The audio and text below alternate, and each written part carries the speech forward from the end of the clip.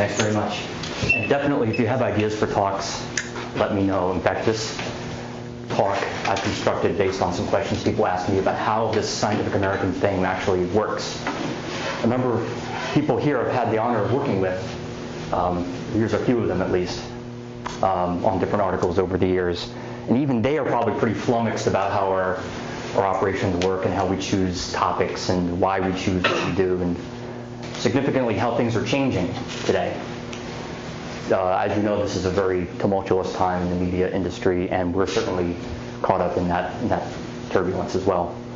Now, I know that the main Friday afternoon event here is usually getting to those cookies at 3:15, and I assure you that I'll get you out of this room and into those cookies on time. And if you have any questions, I can definitely talk to you either here, if we still have time, there, the cookies and the coffee, or just informally, just one-on-one. Of course, everyone here has more than an idle curiosity in knowing how a science magazine does its thing.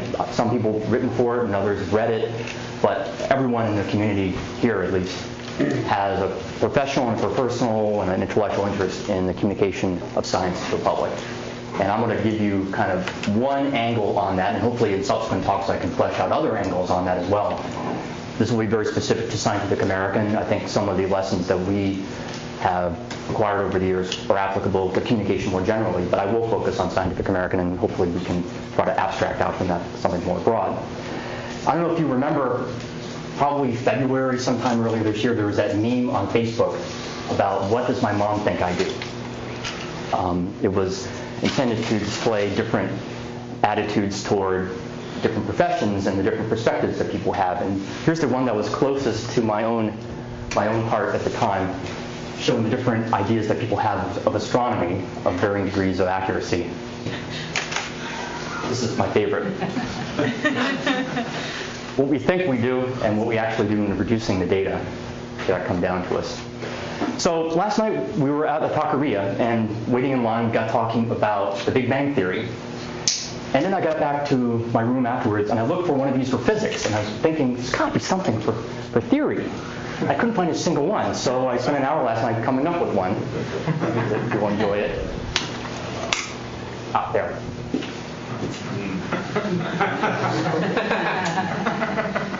This is great.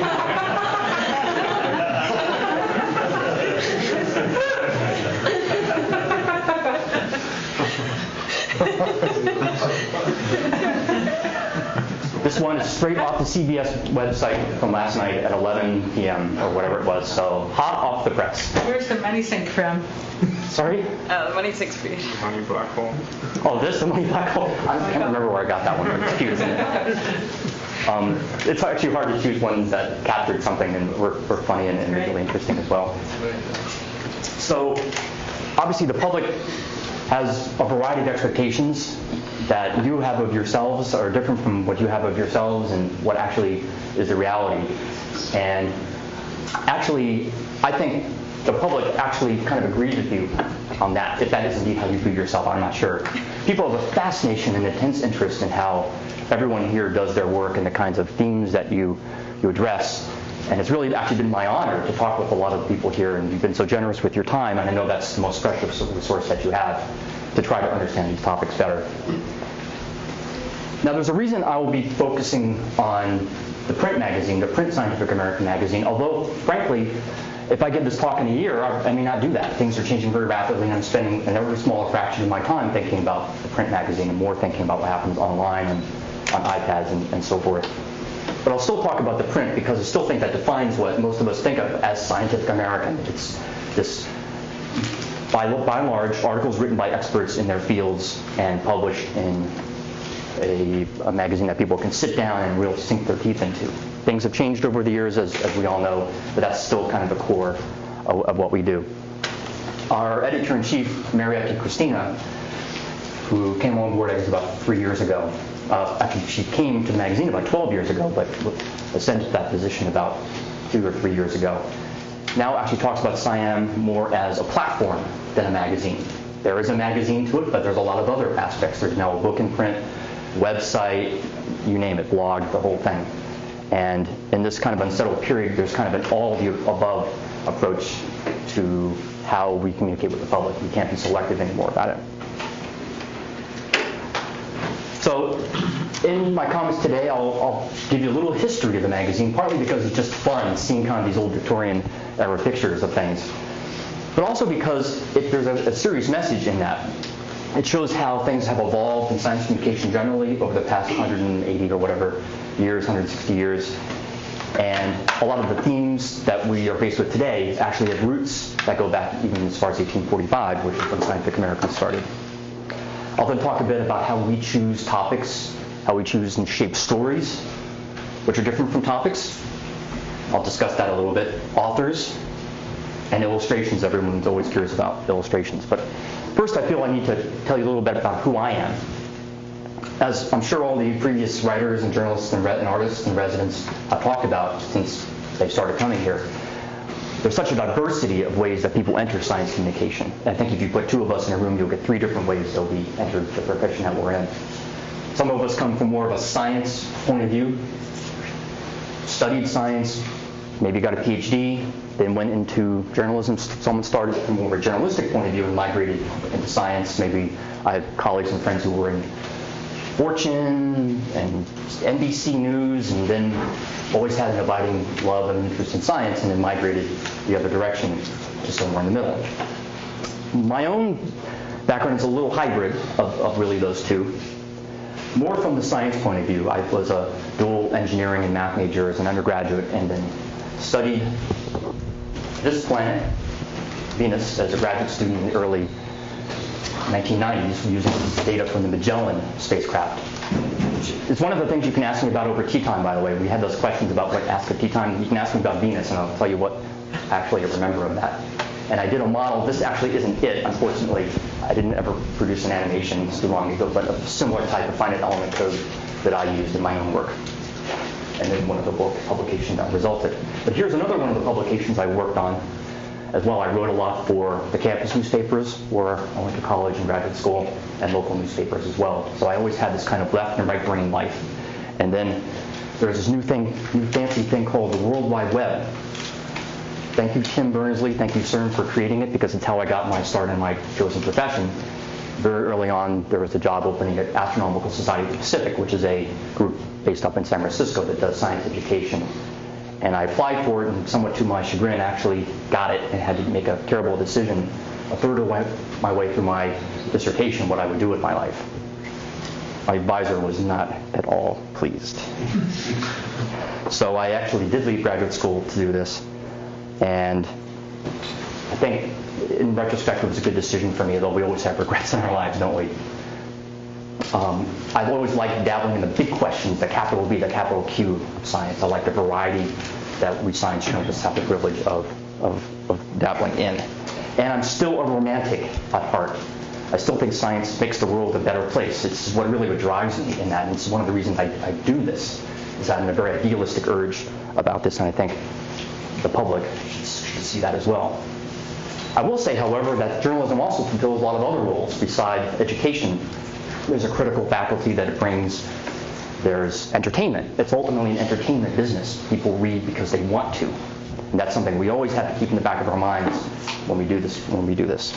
And also there's issues of context that we need to bring that a student, for instance, might not need. Science journalism, I should say specifically Scientific American, is kind of a strange hybrid, as you know if you've been reading it. It's a magazine, but it's not a magazine. It's a journal, but it's not a journal. It's somewhere in the middle. And a lot of the tension and a lot of the difficulty and fun of my job is handling that interface between the kind of the academic research worlds and the consumer commercial world that's deadline and money driven. So just to back up, let's go all the way to 1845. Scientific American was actually a newspaper founded in August of that year. It's not quite the oldest magazine in the world. I looked this up on Wikipedia, thank God for Wikipedia. The Scots magazine goes back to 17-something. Continuously published in 1739 or whatever it is. We only go back to 1845. Sorry. Obviously, the philosophical transactions goes back even further, but we're not counting that as a magazine per se. But again, we're almost a hybrid of that kind of thing, as I'll get into.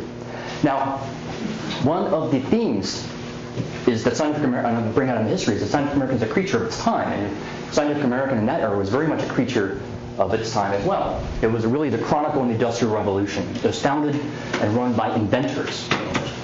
Rufus Porter invented the revolver. It's amazing. He sold it stupidly to Samuel Colt. He should have stayed in the revolver business rather than the science publishing business. But he did sell Scientific American for a pittance and then go on to other things in his life. I'm not even sure what he did then. And he sold it to two people, and if they were alive today, presumably they would have dropped out of college and founded Facebook.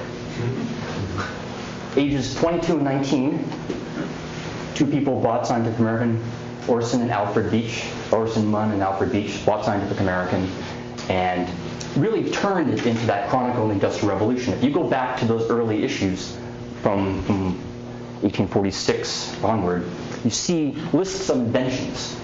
In fact, Scientific American was a branch of the U.S. Patent Office. Something like a third of patents issued in the U.S. in the 19th century, or late 19th century at least, went through Scientific American.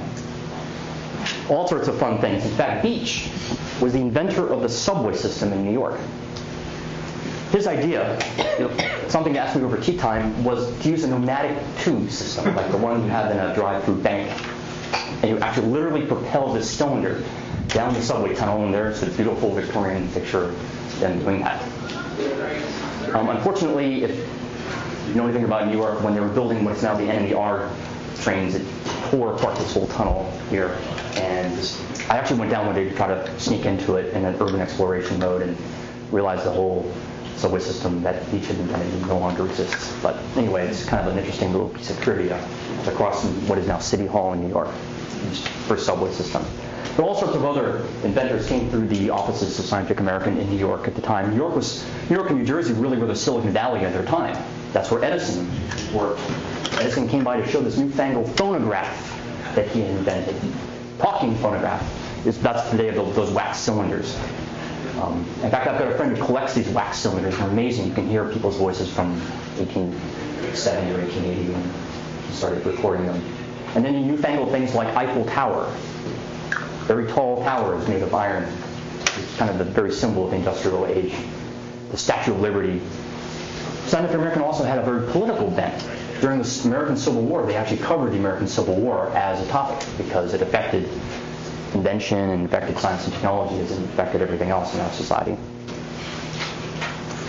So Scientific American evolved. Obviously, it's no longer a broadsheet. It turned to a magazine sometime in the early 1900s and went through various iterations.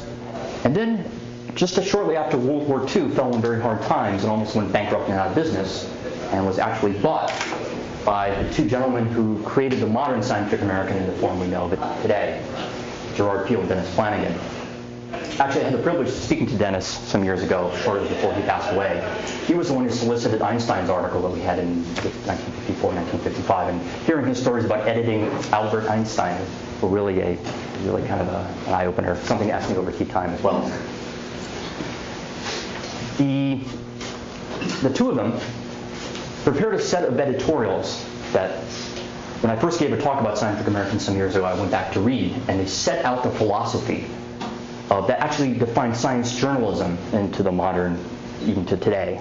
And that was, it's a joint effort between journalists and scientists. Those who know what they're, presumably know what you're doing, and the people who have the time to really bring it to the public. So there's kind of this marriage of the two professions that is really embodied in my own position and the others who do what I do as well. They also had an idealistic urge much like mine, a prime mover of modern history.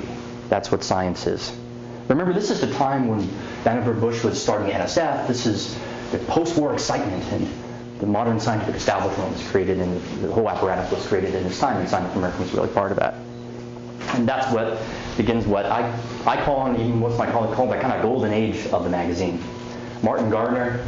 I remember, this is going back to early 70s. I don't know, I was pretty young at the time. But my dad showed me, and Scientific American used to be kind of the dad's magazine. There's always, whenever I tell people I work at Science, it's like, oh, my dad used to subscribe to it. And that was true for me as well. We did the game of life, Conway's Life, on a chessboard. We took different pieces and iteration by iteration did it. And today, of course, you get how many iterations in a microsecond. And then when I was a high school and college student, there are a number of articles about computer programming. This is in the early to mid 80s, and the Mandelbrot set and other various fun things, rotating tesseracts and trying to see them from different angles. So a lot of the kind of do-it-yourself hands-on stuff came out during that era. Also the 12-page articles in gauge theories that Weinberg and Hooft did. There's also an issue that's really stuck with me my whole life. This was a special issue 1974 on population. And it was really an embodiment of the kind of instinct that Scientific American and its contributors and others have, that science isn't just the physical sciences and the biological sciences, it's also the social sciences, the political sciences. How does science affect society? And sometimes we get letters from people saying, oh, I can't believe this political article that you did. But we've always done that. It's always been a part of what Scientific American is, and I think it's an important part. I'll come back actually to that in a minute in a different context. So there was a kind of a boom period of science journalism generally in the late 70s and early to mid 80s. The Science Times and the New York Times started in, I think, 1978. Discover magazine started in 1980. There was a Omni. AAAS had its popularized version of Science 79, Science 80, Science 81. There was other things like Popular Science were renovated, Science Digest. So there was this huge outpouring. And each of these magazines had a circulation of something like 700,000. So it's a huge number of people who were reading these magazines. But every success has a downside. Every cloud has a lining. And this is something that actually we deal with a lot today as well. Who advertises? Who in the right mind would advertise in a science magazine? Okay, if you're cosmetics, you advertise in Cosmo. If you want to sell telescopes, you advertise in Sky and Telescope. If you want to sell who knows what cars, Car and Driver, what do you sell in a science magazine? This was always a problem for us. And a lot of these magazines died as a result of this issue. I had to put in some technical effects. Discover, of course, is still around, thank God. I think there's still going to do interesting and innovative stuff.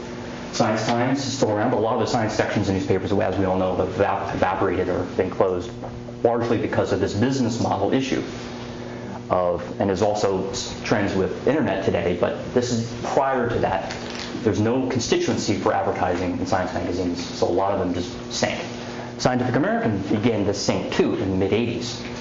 Let's see, how much did it lose? I actually looked this up at one point. Well, it was a lot. It was losing money. Advertising pages fell 27% just in the year 1985. Circulation was dropping too, so Scientific American was beginning to lose money. And Peel and Flanagan put the magazine up for sale.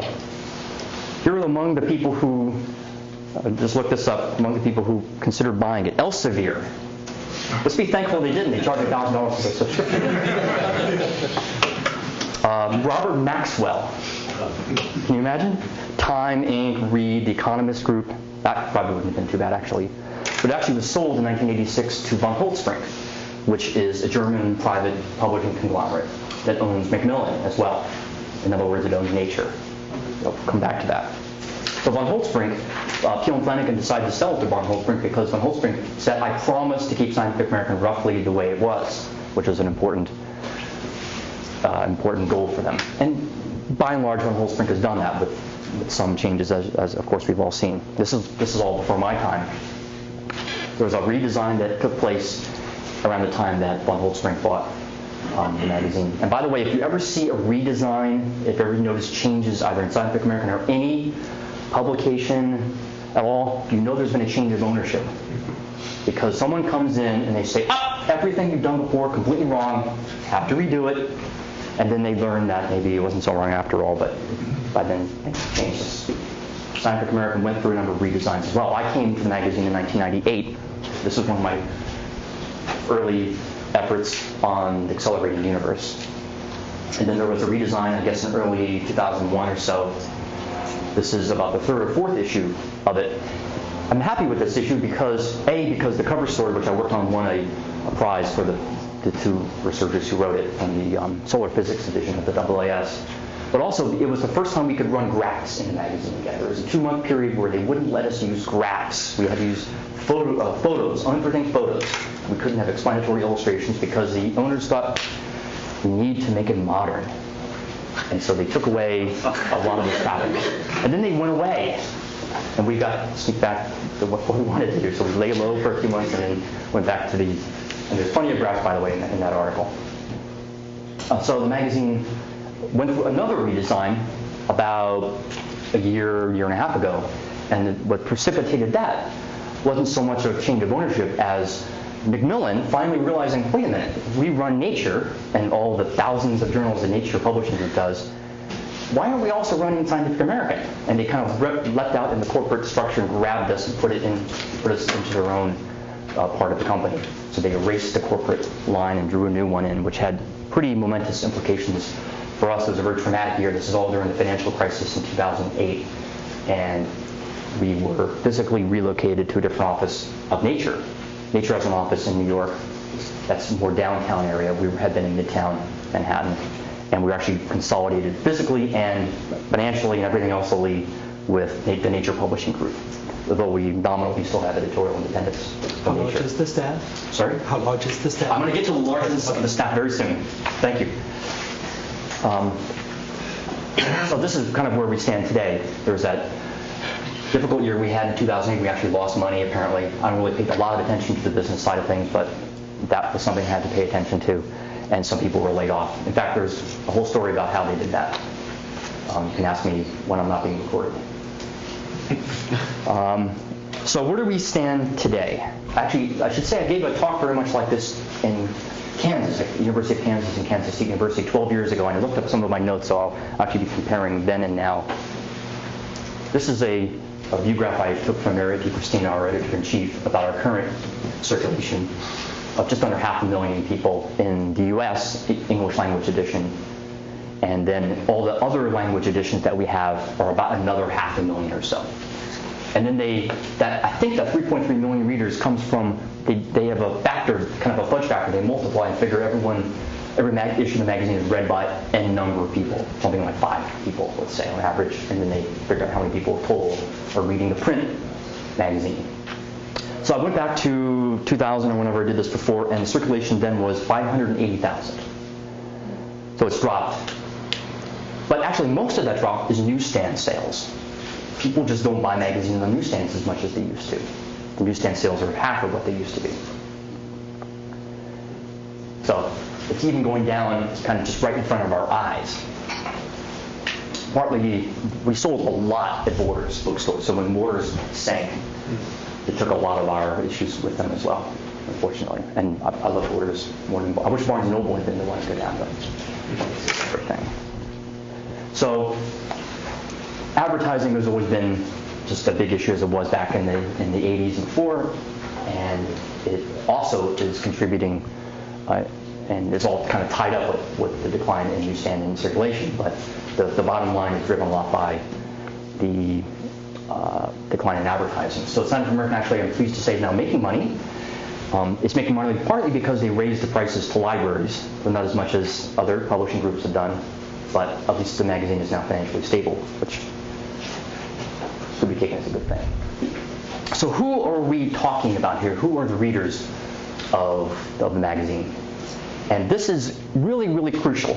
Obviously, we're in a business, so we should know who's buying things. But just at a deeper level, whom are we writing for? It's a difficult question, actually, to answer. The data's not that great, but I'll give you what we have, and I'll give you a sense of who our model reader is. Upper 40s, median age. That has not changed since 2000. I've already did this before. It's about 2-to-1 ratio in gender. That has improved if you count a balancing of that as an improvement, which I do. It used to be more like 5-to-1. Even year 2000, it was 85-15, that split. Interestingly, Discover magazine has almost 50-50 split. And that breakdown is based on whoever the subscription is under. There's no way to correct for who else in the household might be reading.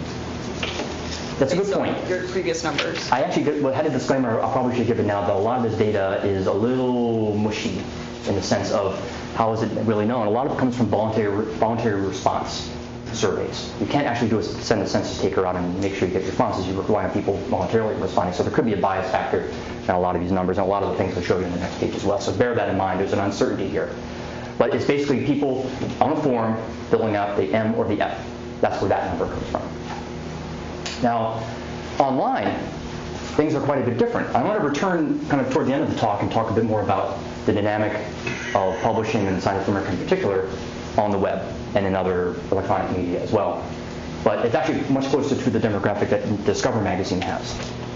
Younger and more balanced in terms of gender. Interestingly, there's not a lot of overlap between those two groups of readers. There are obviously some people who read the print who read online and vice versa, but not as much as you think. I don't know it quantitatively, but I'm sure that the Venn diagrams don't intersect that much. So going back to those voluntary response surveys, this is the kind of breakdown of the actual people who read it, who read Scientific American. The traditional view of Scientific Americans is read by scientists probing outside their own discipline, but that's actually never been a very large fraction of the readers. People who are practicing researchers are only a small number. The most are, these other professions, mostly people in management, or about half the readers have an advanced degree of some sort. So our model reader, this is the person I have in my mind as I'm editing or writing a story. It's not, obviously there's a diversity around that, there's fluctuations around that average, but this is what I have in my mind. Someone who studied science as an undergraduate, was a science major, but life took them someplace else. They went to medicine, they went to teaching, bless them. They are running companies and making money for us all. They're building things. People we can tax, in other words. But they always loved science. And a little life went on, and they had kids or settled down or whatever, and then later in life they came back to that love. So that's the model in our minds. They know what a spectrum is. They know kind of basic terms, at least. They can dredge it up from their heads. They know what an integral is. They may not remember how to do one, but they know of it. So a lot of these terms we don't feel we need to define that much. But they need help in understanding the concepts, and they're willing to work a little bit. Probably less than they were in the 70s. I think that's one thing that's changed in our society. People just have more to do, and we all have more to do in our lives. Too many distractions. So they're less willing to work through an article maybe than they used to be, but they are willing to do a little bit of effort on it, which is good. It means they can actually learn something. So going back to the question I had earlier, who are we? Who are the Scientific American staff? And this is a photograph taken by a colleague of mine a couple weeks ago, showing us trying to show us in a panoramic view in one of our Monday staff meetings. I don't know if anyone is familiar with this person here. That's Boris Zivkovich. He's kind of Dr. Blog. He came on a couple years ago to run our blog network at the magazine. And he periodically comes up from his hovel in North Carolina to come to our meetings. And then always look in the room for the person wearing the tie. That's the person running the meeting. The rest of us are just wearing standard whatever. In fact, that's a question I asked when I interviewed at Scientific American. Was, what would I have to wear? I don't have to wear a suit, do I? Because that would have been a deal breaker for me. And no, they can wear just anything. Just come as you are. So we are on the editorial side, writing and editing side of the magazine, 18 people who do the writing and editing by and large for the magazine. And it's technically one integrated staff. We all write on all media, all platforms, but some of us write mainly on print. Some, like me, for instance, some work mainly on the web. It's about half and half nowadays. So since that talk I gave in 2000, we've actually lost one person on the print side and roughly double the web staff, which, as you might imagine, would be something like that. We also have a number of other people, some of whom are actually in this room, who do things like copy editing, production, art. So they scurry out of the room when we get down to discussing actually what articles and things we're going to consider. So the actual core group of the magazine are these 18 people. I'm one of 6 senior editors. That's technically my position. The word senior is just kind of put on to stroke my ego.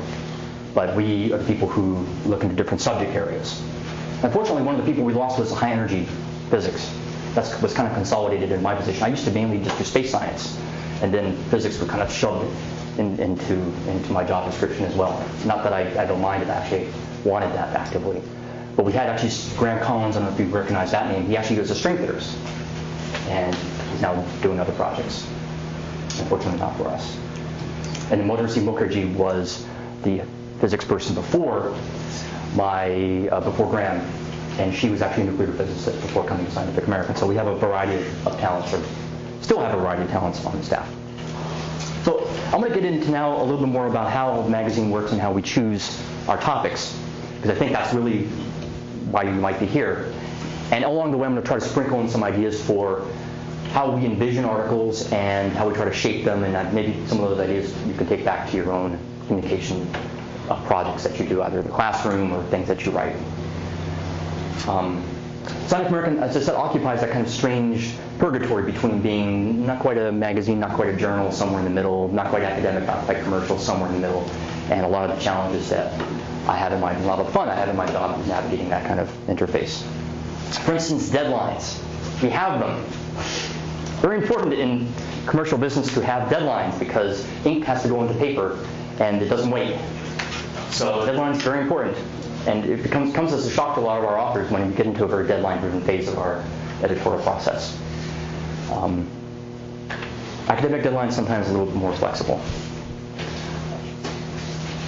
I do think that there's a creative tension there, by the way. I think that this interface between those two worlds, which sometimes we complain about or sometimes it's difficult to navigate, it's a source of creativity as well, as any kind of interdisciplinary interface in any profession is.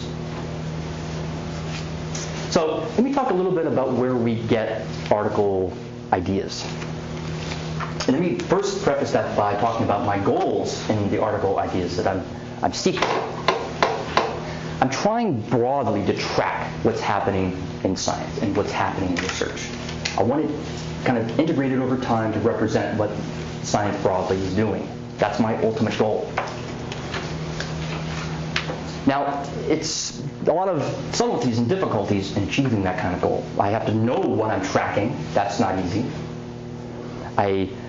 There's a kind of, at least for the bulk of the magazine, which are consisting of articles written by experts in their own disciplines, there's a kind of a quantum of action in that. There's one article. I can't do a 0.75 article or superposition of two articles. I have to take article by article.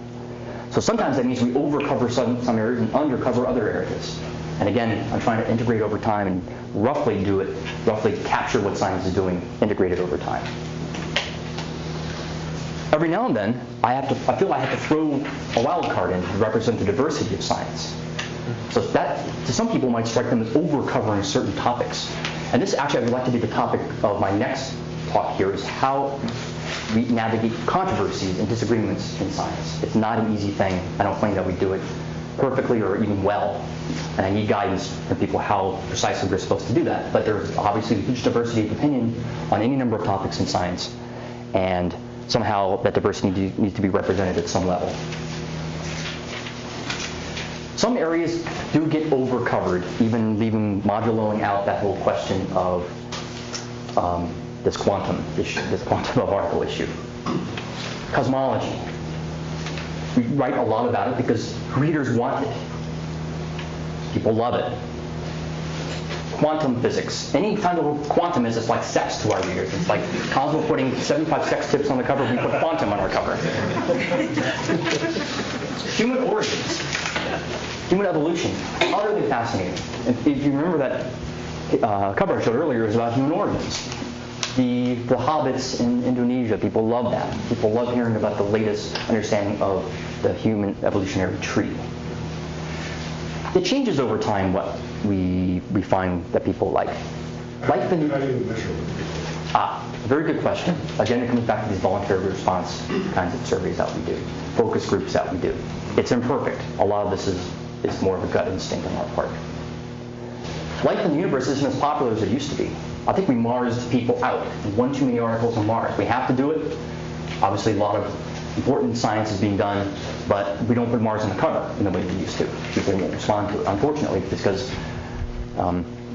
I actually almost did my dissertation on Mars until the Mars Observer spacecraft was lost en route to planet, and I had to switch to Venus. So I have a personal interest in the planet Mars, and fortunately, we can't put it on the cover anymore. Unfortunately, other things also fall into the category difficult for us to do, even though important. Stellar astrophysics. It's hard for us to cover that. It feels old to people. They're like, didn't they solve the problem of stars back in like 1940 or something? So it's important. And sometimes I try to sneak it in. In fact, later I'm going to show an article we recently did on stellar astrophysics, and I had to sneak it in a kind of a sneaky backdoor kind of way, and you'll see what we did. Chemistry. And chemists know this. This is why they call their profession nanotechnology these days. Hard for us to cover something called chemistry because people think of beakers and things. Software. We went through a period where our owners insisted we do articles on software, largely because they could sell ads against it. But how do you describe a piece of software without showing code snippets? And I mean, it's very difficult for us to do an article about software, important though it is for the modern world. Issues internal to science, funding, publishing, techniques, always of intense interest to researchers actively working, but hard for us to cover. I try to sneak them in, and again, I'll mention in a second how I try to do that. Arguably, it's the techniques in science that are more important than the actual, sometimes the discoveries. It's that will drive progress, is development of a new technique and develop a new tool, but it's hard for me to say, look at this brand new thingamabob here, because people immediately ask, oh, what can I do with your thingamabob? So we have an upcoming article on the X-ray laser that SLAC has now converted itself into. And it's been difficult to get a good article on that laser. So we kind of had to invert the sequence of that article to be what are the problems it's trying to solve, and then, oh, by the way, look at this cool thing we've turned SLAC into. We turned it into a free electron laser. Let's see. So how do I, at least personally, come up with these ideas? Come up with topics. Roughly half of them are coming into me, people writing in. Often people are writing in to complain. Why didn't you cover my field? I immediately send back to them this great idea. How would you like to be the one to write that article? So be careful if you complain, because I'm probably going to turn to you for guidance on that. The other half come from my coming to events such as the one I'm attending here at the Institute, by going to workshops and conferences or trying to get out of the office and hear what people are actually doing, which is hard because we're all so busy. Invited talks, I find, are really a good source for me in particular. For a number of reasons. Invited talks show the speaker and whether they might, I can just imagine when they give a talk, would that make a good article? Because they're kind of laying things out in their talk. Also, the fact that they were invited to give an hour-long or 45-minute-long talk indicates some level of interest among other people in that, which is important, because I need to know this is not just them talking. It's actually representing something bigger than they are. I also monitor what my journalistic colleagues are doing, people at Science News, for example. So I consider myself kind of up the food chain a little bit of journalism. I can kind of watch what the minnows are doing and then eat them. Journals. I used to, back when we had our offices in Midtown Manhattan, print out the Astro PH, all of the abstracts every afternoon. I would then take that pile of paper into the Starbucks and get my espresso and read that entire packet. You cannot do that anymore. It's impossible. I can't even keep up with the archive in one area, let alone Hep, TH, and all the other areas that I, in theory, should be doing. So, frankly, I've actually stopped reading archive, and I rely on things like the archive blog to help me with that a little bit. It's imperfect, but I need some kind of filter. So, when I have a topic, I need to turn it into a story. Just because some topic is interesting doesn't mean it will be automatically something I just, interesting. I get someone to write all about that topic and publish it. It needs to be shaped into a story. Now, the word story means different things to different people.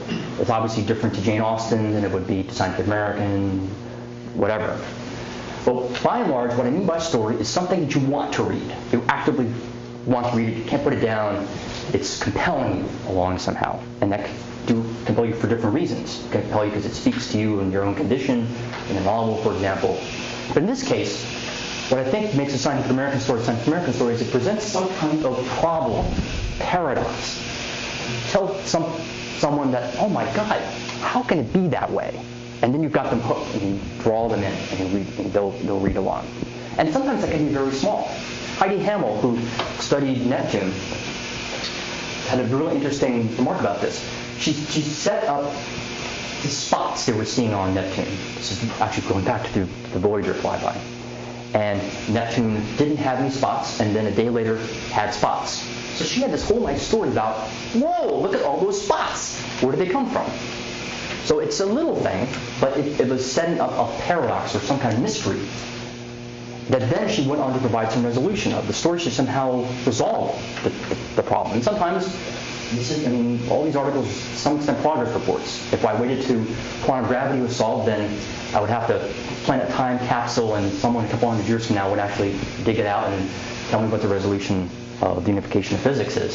So I can't wait, but we can take subsections of that and provide some kind of internal resolution to them. A story needn't be linear. In fact, if you read something like a New Yorker article, kind of the highest nonfiction stories you can imagine, the high level of that, they're very seldom, we start at A, went to B, went to C, went to D. They usually start at D, they go back to A, they go to C, they come back to D and a half. It's all around. Sometimes they actually give away the punchline, then retell it and spiral in on that. So the story shouldn't be a linear thing. It should maybe some of our articles, for instance, start with someone just jumping into the action. We had a recent one about pure production supernovae. So the author of that, imagine, who's on the mountain observing something. So he just kind of jumped into it and then went back and said, by the way, we're trying to understand how stars explode. This is a key one. And it actually is one of the reasons we need to use journalists for some of our longer features in the magazine. Because in some communities, I think physics and astrophysics is lucky in this respect. That obviously there are a lot of strong personalities and disagreements, but you don't get the kind of gut-hating, I will not even be in the same room as somebody else thing that you get in anthropology. So you'll notice that a lot of our human origin stories are written by Kate Wong, who's one of my colleagues, because she finds that to do it fairly, she has to do it herself. So anyone who's written for Scientific American, and a few people over here I notice, they'll probably remember my point asking them, make sure you discuss the entire field. You are a representative of not just yourself, but our community. Earlier I said that it's hard for us to cover tools, techniques, and this is kind of the way I sneak it in. We talk about them, but we talk about them in the context of some theme. So we want to understand how molecular bonds form and break. We'll use these fancy new X-ray lasers to do that. We'll use frequency combs to do that kind of thing. So we bring out, again, some kind of problem paradox in the natural or social worlds, and then we'll bring what kind of techniques we need to solve that. Then there's the vexing question of timeliness. Magazine's an ephemeral form. It may sit on a coffee table or bathroom or wherever people put it for a while, but it's certainly off the newsstand within a month. So there always has to be the question, and even in a monthly magazine, let alone in a blog, which is off the front page in an hour, or a newspaper in a day, or something like New Scientist or Science News in a week, we have to answer the question, why is this article writing now? And unfortunately, that means sometimes it's difficult for us to formulate a story about that. Here's another thing that I think is very important, and I kind of think of it as the Trojan horse of what I do. Even if nobody remembers what the string landscape is, sorry, they may not, a year after they read Joan Raphael's article, at least I want them to have taken away something about how science works, because that will inform their own decisions as citizens. Arguably, it's the most important thing that these articles do. And finally, there's what I call the spouse test. I have to be able to tell my wife, or she me over dinner, what she has just read and why it's so interesting. I just read this cool article in Scientific American about fill in the rest of the sentence. And if I can't, or she can't come up with a pithy point that article made, then I know I'm in trouble. There has to be some way I can summarize it briefly so people know what they've gotten themselves into.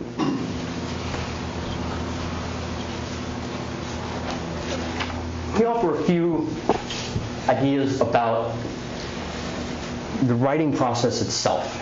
And these are the things I've accumulated in experience that are often difficulties for our authors and that you may find when you do any project as well. You might think, scientific memory consists of taking technical articles and dumbing them down. That's what we're often described as, we dumb something down. But half the time we're smartening them up. Sometimes authors underestimate the sophistication of readers. That's cloaked in jargon. But if you start to strip away a lot of the jargon and put it into synonyms rather than technical terms, you find that often articles will say things or will appeal to like, oh, the equations, the math tells us this. Well, readers don't want to know that. It's nice that the models are saying something, but they want to know what the principles are. So what the underestimation that occurs often is the article fails to develop the physical, in terms of physics at least, the physical principles. What is at stake here? What aspect of the universe are we going to explain and describe? Then there's the issue of worrying a little too much about what your colleagues will say. Now, it's an understandable impulse. These are the people you face every day, and if you get something wrong in the article, they're going to let you know about it.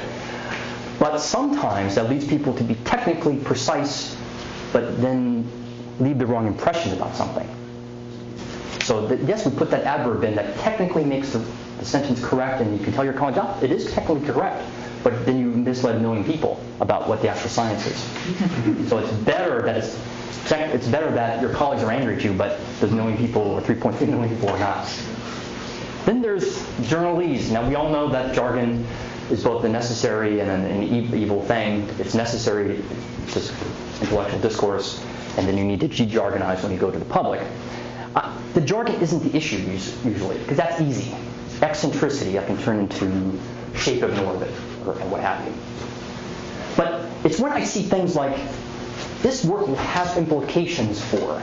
That's when I have to head desk myself and just go bang down, because I can't just turn this will have implications for into some, there's no cognate for that, no synonym for that. I can just readily plug in. You have to unpack that.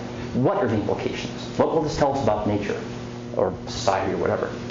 Then there's something I'll call the received wisdom syndrome. And this is unavoidable to some extent, but we try to minimize it. This is the kind of feeling like scientists have a God's eye view of creation, and we will come down from the mountain with our tablets and tell you what's going on. So the example I often use, so it's a little bit unfair, but I use it nonetheless just to get across the idea, is pulsars. What's a pulsar? A pulsar is a hyperdense neutron star rotating very rapidly and sending out radio pulses, etc., etc. Well, there's the God's eye view. I started with the object. I'm imagining we're in orbit around a pulsar and I can see the jets coming off. It's better to say something like, well, a pulsar is an observed radio pulsation that, because it's occurring at a certain rate, seems to be coming from an object that's rotating too quickly to be an ordinary star, et cetera, et cetera. So again, it goes back to what I said earlier about how you know what you know. Sometimes you do need to define and just use terms. You can't explain how you know that term just for economy, but we're trying to minimize that. We don't want this to be Moses coming down from the mountain. This is a human enterprise. You're taking photons or collisions in an accelerator and turning them into knowledge. Then there's metaphors that don't travel on. I'm going to pick on particle physics for a moment here, because this is one that always bothers me. Spontaneous symmetry breaking. So it's neatly described in terms of a pencil and its edge or Mexican hat potential, which is great, except people wonder, okay, so this Mexican hat and the ball rolling down it, and then they told me that there's these fields. Okay, fields are sort of like iron filings around a magnet. So what the heck does a Mexican hat have to do with iron filings? And there's a train of thought that was lost there. And I've struggled with this a lot over the years. I don't claim to have a good solution. Chris Quigg and I worked on this a little bit, and we ended up developing this kind of diagram to try to explain, without resorting to the Mexican hat, what spontaneous symmetry breaking is. And if you guys have any ideas of working in your classrooms on that, I'm definitely looking forward to help, because this is very difficult and important. And in the next 6 months, you're going to see a lot of articles on this, so we better get these metaphors right. Another thing you think we might have a problem with is people writing 10,000 word treatises and we need to cut them down to 3,000 words.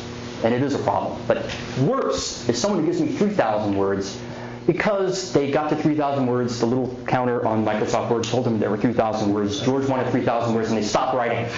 Half the story left off. I tell everyone, don't even look at that word count. Give me the full story that you want to tell. and we will find a way. But it needs to be complete to me before I can make it complete for the reader. And this should linger over everyone's head all the time. Readers can stop anytime. There's dirty dishes for them to wash. There's stuff on TV. They can go surf. They're reading a magazine, they're reading about science, and they can always stop. So there needs to be some, especially the beginning of an article, when they flip the page. They just read an article on molecular biology, and they flip the page to something on gauge theory. You can't just start going straight into it. You have to kind of pull them in a little bit. Tell me a little bit why this is important. Then you can fire rockets and go for it. So I am running a little bit out of time, so I'm not going to go through this too much in depth. This is something I would have gone through a bit more if people were interested, and I can do it in key time. There's a huge long life cycle, a huge long cycle of production of these articles. And I'll draw your attention to these loops here. As people who have done this before will recognize there's a lot of iteration. It's a very interactive process. I compare it to sort of peer review on steroids. Except we're not peers, but you get the kind of idea. And it's very interactive. And some people say, why aren't you a co-author on this article? Well, because we didn't do the work. We're just always behind the scenes on this. But it goes around and around, and again, the primary responsibility you have is to the reader. This, I'll spend a little mention, because this is where things get tricky for most people. So imagine that we've gone through the whole writing process, an author has submitted an article, we're ready, we've scheduled it for, in this case I've used the example of an April issue. Now it enters the deadline-driven editorial process. And Steve, I'm sure you remember what this kind of thing was like. Just very deadline-driven, have to return the proofs by a certain day, and we go in and we make changes directly to people's texts, and that's always a shock. It's always done with review by the author, of course, but it's, again, a very iterative process, and people do wonder why we're not kind of co-authors on some of the articles we do. And then once the magazine appears and your mom gets to see it, it's not over for you yet, because then all the mail we get will come to you. I can assure you, if you do anything on the multiverse, anything about internal inflation, we had to put a crate of, we used to, now we have to set up a whole new folder on the servers to handle the volume of mail of responses we get to some of these articles. And I try to filter them a little bit, but it's especially younger people. Even if their questions are kind of crazy, I do send them to whoever's read the article, because you want to see how this is, how this article has been perceived.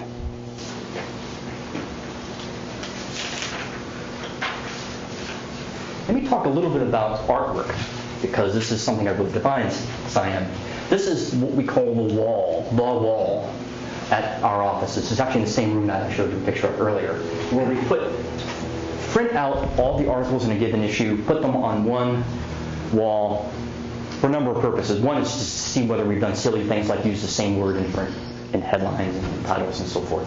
But then we can come in and see how the artwork is progressing and the kinds of diagrams we're trying to create, how they're coming along. So, in other words, I need to coordinate a huge number, when I do one of these articles, a huge number of people, artists who generally are on freelance for us. They live in New Mexico or someplace nice, and they dial it into us in New York. Art director, who's kind of an editor, but for artists, who's a colleague of mine on this. There's someone who handles web animations. There's a whole bunch of people I need to get into a room and explain what that article is about. So there's a lot of behind-the-scenes gear work that goes on in any of these articles that sometimes you're not aware of. It's a little bit of sausage making, but people said they wanted to hear it. This is a form I will actually produce for those people to show, well, in this case, the article will be 3 pages, 3 spreads in the magazine, 6 pages, and we'll have a certain number of diagrams in roughly certain places in the article done for layout, artistic reasons. Now, this was the article I was promised I'd come back to later on stellar astrophysics. And the trick we used here is we talked about it's an eschatology article. We talked about the far, far, far future of stars and what would happen to their metal content and the luminosities of those stars. And we kind of used the device of thinking about the extreme future to talk about astrophysics that's occurring today. So the art director who worked on this project started with the Chandra. image. The author, of course, had sent beautiful images that we proceeded, unfortunately, to ignore for the purpose of this article. And we decided, well, we wanted to do something about how stars evolve, different classes of stars evolve, and how long they live, because the longevity of the star is important for these eschatological arguments. M dwarfs will last a trillion years or so, whereas the larger stars will explode in 5 million years or so. So she started with this and proceeded to develop something very similar to this. And I'm going to run this animation, and you'll see how many iterations these diagrams go through with my input, the author's input. We showed this to a couple of researchers in that area's input, and it went on for quite a long time. We put a little loop in there to kind of the life cycle of stars. We extended the time axis a little bit. You can see lots of comments are written on it. Things are circled. It kept on going and going. And it almost felt like a trillion years went by the time we had this thing finished. So there's a lot of iteration that actually most authors never even see, and thank God the reader doesn't see it. In fact, this, however, we did put on our website because some readers have expressed interest in how the Scientific American infographics, this is what we call them today, infographics, come together. Infographic meaning kind of a multi-part, all one-page illustration that has a lot of pieces to it. So in the last couple minutes here, I'd just like to describe a little bit about the challenges we face going online. As I said, if I give this talk in 5 years or even in a year, it'll be completely different. I'll have to make all new slides because things are changing very rapidly in publishing. Some for the better and some for the worse. Hopefully we'll get an iPad app soon. We actually did have an iPad app. I can show you later if you're interested. I have an article in it, and I think maybe a couple other people here have articles in it as well. Right now, online or digital media basically means our website.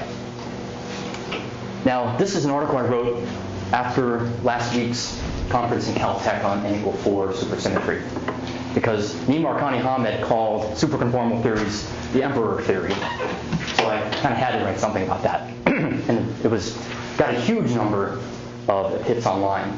So this is what you'll see if you go to the website. I kind of want to show you what we will see on our site because it's very illuminating. And bear in mind, anytime you visit a website, someone is watching you.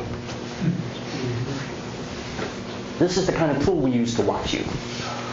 This is updated every second. If I bring it up in my browser, I can see by the second which article is being read the most, by how many people, how it's tracked over time. I pulled this up, of course, because mine wasn't in the lead. That's very flattering. But this is actually, this bar is very interesting. This is how far people read in the article. This basically means, what these colors are, they read the whole article, which is very flattering. And very interesting because it overturns some of the conventional wisdom. I've written blog posts on different aspects of meetings I've gone to, different aspects of physics and other disciplines that are like 3,000 words long. They're as long as a print article. And the conventional wisdom is, well, people will never scroll past the first screen. It's not true anymore, if it ever were true. You can tell from these bars that, yes, they read all the way down to my article, end of my blog piece. So I think this is an encouraging sign. It means that people are still willing and desirous of reading long articles, substantial articles about science, even if it's on a screen. I should say that working online has both its downsides and its upsides. It's one of the great things about it is you do get some instant feedback from readers. We used to get a lot of crazy people writing in, and that's actually gone down because now we require them to register under their own name. The difficult part about it is that the timescales are much more rapid. They're much higher frequency than they were before.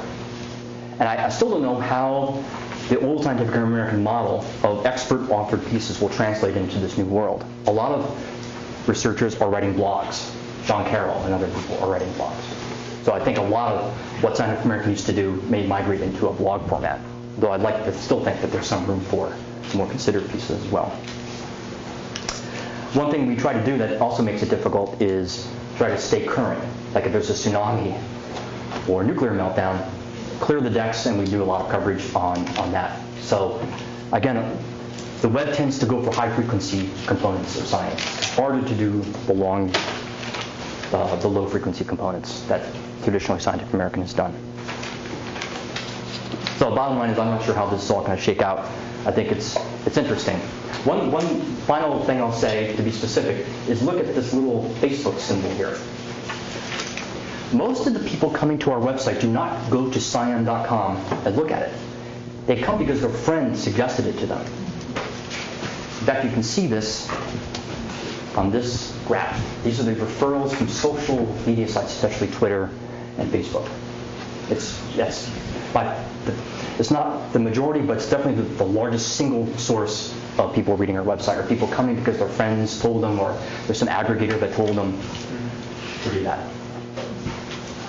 Anyway, I hope this is enough food for thought for talking to me over cookies and coffee. I'm happy to answer any questions and engage in dialogue, and I would like, if it's okay, to give another talk in a couple weeks on questions of types of articles and topics we cover, and the kind of diversity and how we represent diversity in science. And I'll just leave you with another list. Yes.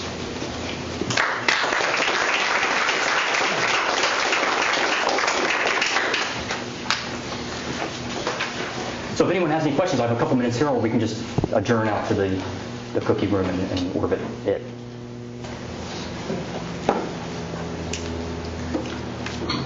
Have you determined whether there's any correlation between the readers that come to you through a social reference and those who read to the end of the article?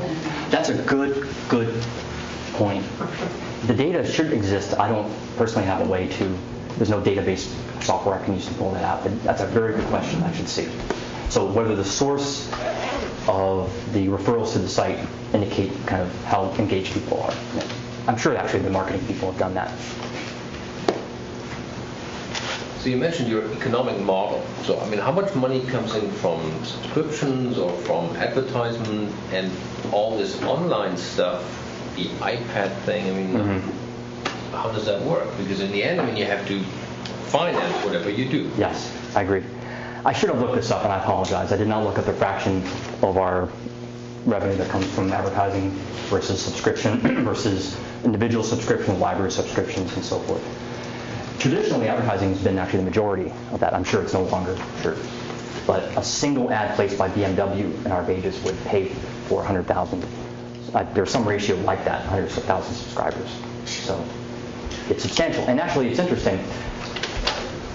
One thing I do now that I work in a magazine when I read other magazines is I can kind of read between the lines sometimes. And I can see that some things magazines do, some of the policies they have are done for the sake of advertisers. There's no conscious, I'm not getting someone tapping on me on the shoulder saying, hey, I think you should run an article about BMW.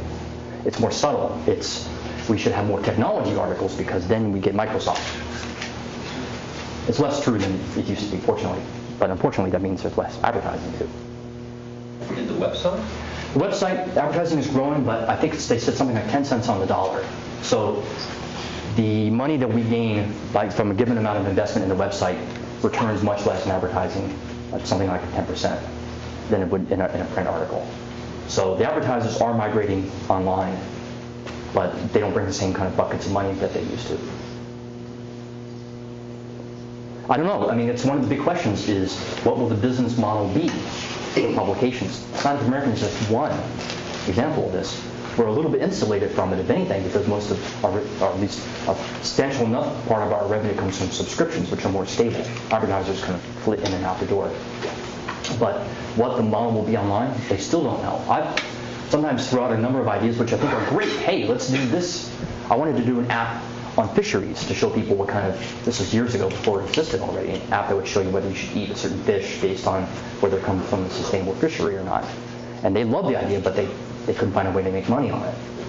So a lot of projects are just kind of nipped in the bud because of the lack of business model for it.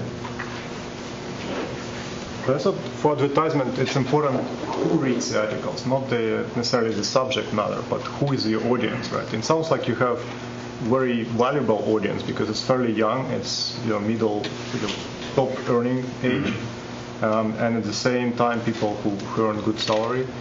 So why is it not more attractive to advertisers? There's a question that I asked when I very first arrived at Scientific American in 1998, because I was working at the time in the San Francisco office, and one of the advertising people who was based there and I used to go out to lunch because we were basically the only people there. And I say, well, why is it so hard? You'd think the advertisers would look at the demographic data and they make some kind of calculation about what's the portfolio of money that they have, where it's best spent, and there should be some rational decision. And she told me it's completely irrational. It's basically someone had cocktails with somebody and they met somebody, and it's all done through connections and kind of that thought process that you go through, and which I would go through if I were spending this money. They don't. My wife is in marketing, and she, they go through very, very minute decisions. Actually, they go through all the data, so demographics data, to very, very fine tuning where the others. I wish she'd be the one to buy these ads, because. Well, we're not the target audience for them, but Right. but I know that marketing works in very, very finely tuned ways. So I'm kind of surprised that they wouldn't. I'm surprised too. I do know that they have kind of a broad. They can go kind of a broad view of this. They can go to the advertisers and say, we bring to you this median income, this education level. So there is a bit of that in there. But my impression, and again, I'm removed from it. I don't have firsthand knowledge, is that plays less role in the decisions than you might think. I could be wrong.